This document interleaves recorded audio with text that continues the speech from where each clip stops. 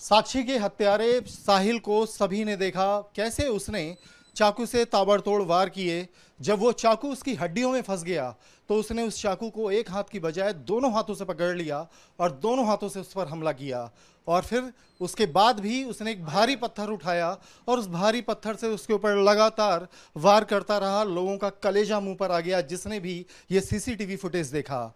अब सवाल ये है कि ऐसे दरिंदे को जल्द से जल्द फांसी मिले।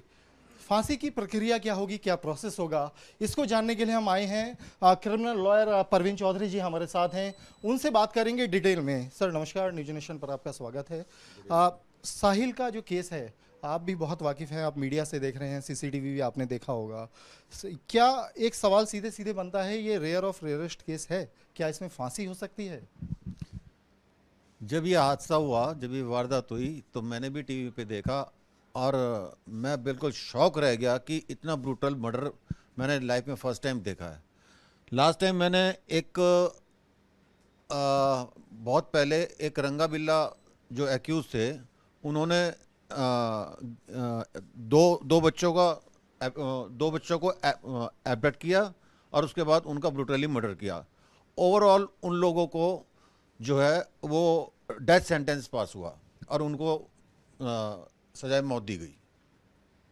इस वाले केस में फांसी के क्या ग्राउंड हैं, फांसी कितनी मुमकिन है, कैसे ये ट्रायल चलेगा? देखो, सर्कमस्टांसिस जिसमें उसने किया है ये मर्डर और the way he has acted upon, और 14-15 बार जिसने वार किए हों चाकू से, it is a rarest to the rarest case. Otherwise उसके बावजूद भी उसने ईंट उठा के जब उसका बस नहीं चला तो उसको मारा है। एक भारी पत्थर लेके उसको जो है मतलब शरीर भी उसका कुचल दिया। तो it means it is a brutal murder and he should be convicted for death sentence. Parveen ji, बिल्कुल सभी लोग भी यही कह रहे हैं कि इसमें फांसी होनी चाहिए, लेकिन एक सवाल ये भी आता है कि क्या इसका स्पीडी ट्रायल होना चाहिए? क्योंकि ऐसा आप खुद बता रहे हैं कि आपका एक लंबा अनुभव है प्रैक्टिस का, जिसमें आज तक आपने ऐसा केस नहीं देखा कि इतने ब्रूटल तरीके से किसी का मर्डर हुआ हो। तो स्पीडी ट्रायल का प्रोसेस क्या होगा, उसके लिए क्या मांग की जा सकती है? नहीं, इससे पहले भी हमने निर्भया कांड के बारे में देखा और सुना था। वो भी एक बहुत ही ब्रूटल मर्डर था और ओवरऑल उसमें भी डेथ सेंटेंस ही पास हुआ था।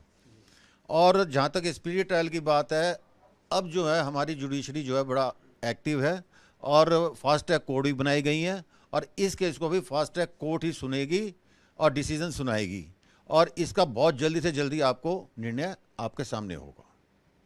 एक सवाल ये भी जहन में आता है जो इस सवाल से जुड़ा है कि जब लोगों ने ये सीसीटीवी फुटेज देखा तो सबके ख्याल में, मन में ये बात आई कि वहाँ आसपास काफ़ी लोग थे, कोई हिम्मत नहीं कर पाया, किसी ने हिम्मत की तो वो डर गया, उसको भी उसने चाकू से डराया।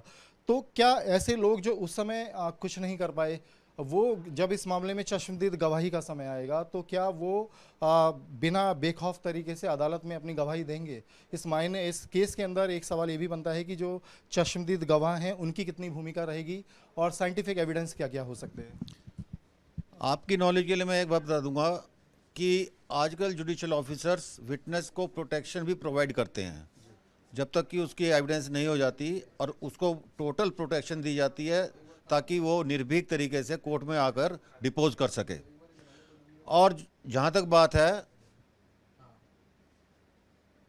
इसके अंदर साइंटिफिक एविडेंस और जो लोगों की गवाही का मसला है, कोर्ट में वो आके देंगे गवाही? जहाँ तक गवाही का मसला है, पुलिस जो है अपना पूरा प्रोसीजर अडॉप्ट करेगी और पहले 161 के बयान रिकॉर्ड करेगी विटनेसेस के, पब्लिक विटनेसेस के, और उसके बाद इफ़ दे रिक्वायर्स तो 164 के बयान भी मजिस्ट्रेट के सामने उनके हो सकते हैं। और इसमें अगर ऐसी बात है कि अगर डर के मारे कोई भी पब्लिक विटनेस अपने मतलब डिपोज नहीं करता और होस्टाइल होता है तो उसके बावजूद भी हमारी पुलिस के पास एक scientific evidence, circumstantial evidence total है जिसके बेस पे इनको सज़ा 100% होनी है। थोड़ा सा हमारे दर्शकों के लिए बताइएगा कि जो इसमें साइंटिफिक एविडेंस हैं, क्योंकि सीसीटीवी सबने देखा है, एक स्ट्रॉन्ग एविडेंस है, लेकिन साइंटिफिक एविडेंस में क्या क्या हो सकता है, जैसे चाकू, पत्थर, फिंगरप्रिंट्स? एक्चुअली सबसे पहला तो जो चाकू है जिससे उस लड़की को स्टैब किया गया था 14-15 बार, उस पर उसके फिंगरप्रिंट्स होंगे।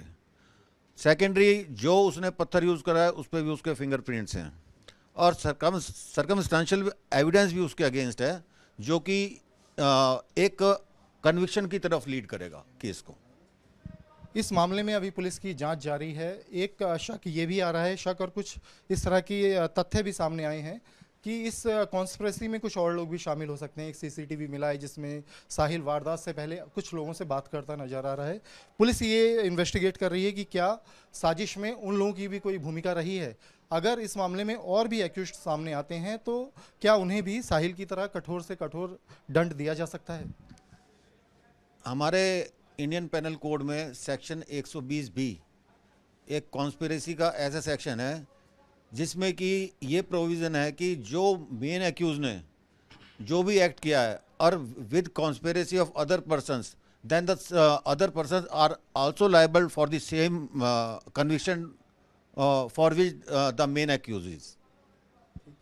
एक बात और ये आती है जहन में कि क्योंकि आपकी एक लंबी प्रैक्टिस रही है बतौर क्रिमिनल लॉयर, और इस मामले में जो साहिल है उसका डिफेंस क्या हो सकता है?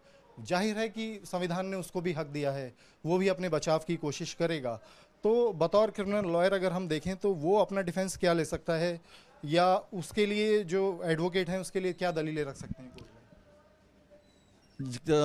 जैसा कि डिफेंस की बात है, डिफेंस का तो अभी कोई भी नहीं बता सकता कि क्या डिफेंस वो लाएगा, क्या लाया जाएगा, क्योंकि it is a matter of trial. और क्रिमिनल ट्रायल में यही देखा जाता है कि जितनी भी एविडेंस प्रोसिक्यूशन लीड करता है उसके बाद ही कोई ना कोई डिफेंस तैयार होता है। और इसके लिए इसको एडवोकेट मिलना, आप एक अपील की बात कर रहे हैं? नो, एडवोकेट तो उसे मिल ही जाएगा, लेकिन एक सोशल पॉइंट ऑफ व्यू से मेरा ये मानना है कि अगर मेरे पास ये केस कोई लेके आता है किसी तरह से, मैं बिल्कुल नहीं करता। आप शाहदरा बार एसोसिएशन के प्रेसिडेंट भी हैं। तमाम जो बार हैं दिल्ली की, उन सबसे आपका कोऑर्डिनेशन भी रहा है अलग अलग समय में। क्या जो वकील फेटर्निटी है इस मामले में क्या वो आगे आ सकती है किसी तरह की? क्योंकि हमने ऐसा सुना कि कुछ वकील इस तरह की भी अपील कर रहे हैं कि जिसने ऐसा वहशियाना एक नाबालिग लड़की का कत्ल किया है उसके लिए कोई केस फाइट करने आगे ना आए। पीछे भी काफ़ी केसों में देखा गया है जहाँ वहशीपना होता है, ब्रूटली स्टैबिंग होती है, मर्डर होता है, किलिंग होती है, उसमें हमारी जो फर्टर्निटी है वो उसके अगेंस्ट रहती है और किसी को डिफेंड नहीं करती। शुक्रिया हमसे बात करने। प्लीज़। एडवोकेट परवीन चौधरी, उनसे हमने मुख्य तौर पर जो कुछ पॉइंट्स थे कि इस मामले में क्या फांसी की सज़ा हो सकती है, तो बहुत जाहिर तौर पर उन्होंने बताया कि जिस तरह के एविडेंस हैं, जो सीसीटीवी है, जो साइंटिफिक एविडेंस हैं, वो पूरी तरह से अभी साबित करते हैं कि इस मामले में ये जो मामला है ये रेयर ऑफ रेयर्स की कैटेगरी में आता है। बाकी अभी ट्रायल का विषय है। और सबसे बड़ी बात जो अभी बातचीत में हमने और भी एडवोकेट से बात करी अलग अलग बार में, तो सभी वकील एक मत से ये कह रहे हैं कि जो हत्यारा इस तरह से एक नाबालिग लड़की का, एक बच्ची का इस तरह से कत्ल कर सकता है, उसके खिलाफ जो वकील फेटर्निटी है उनको भी आना चाहिए, और इस केस को लेने से तमाम वकील मना करने की भी अपील कर रहे हैं। वीडियो जर्नलिस्ट संजय के साथ अवनीश चौधरी, न्यूज नेशन दिल्ली।